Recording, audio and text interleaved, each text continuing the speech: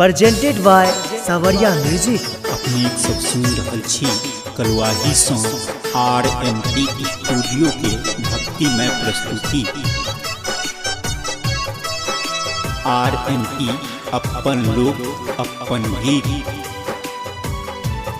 बीना वाली माँ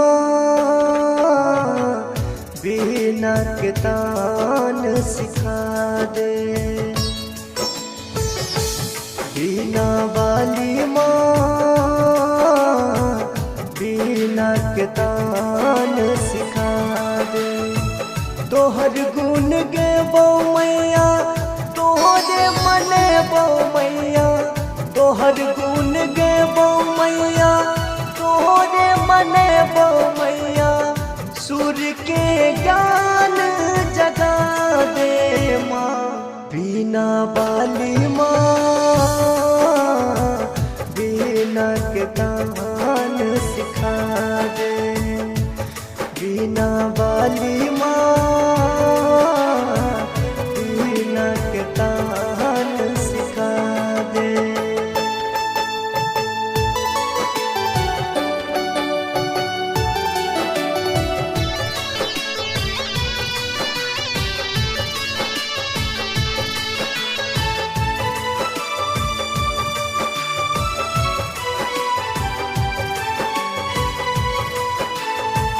तोरे कृपा सो मैया बहु को बजैया, मूर्ख अज्ञानी कते पंडित बनैया।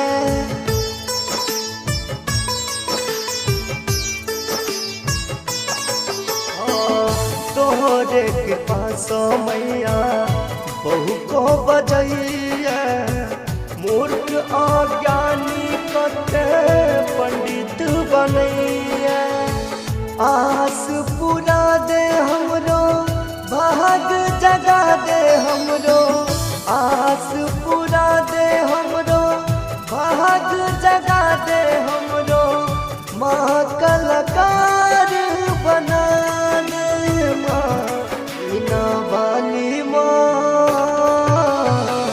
बीना के तान सिखा दे,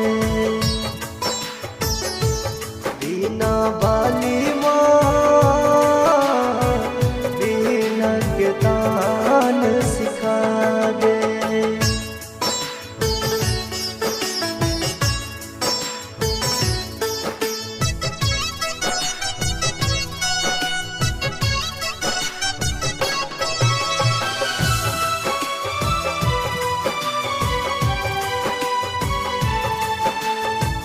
सरगम अलाप हम किछु ने जनै छी, तोरे नाम लका मैया गीत गबै छी।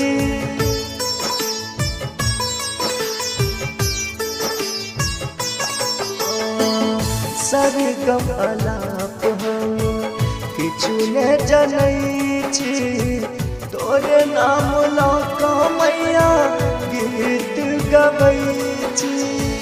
रखी है ध्यान मैया गोविंद के मान मैया, रखी है ध्यान मैया कुंदन के मान मैया।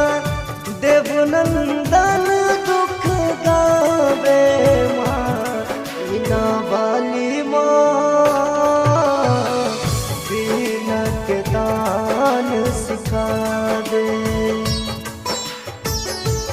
बीना वाली माँ बीना के तान सिखा दे। presented by Savaria Music।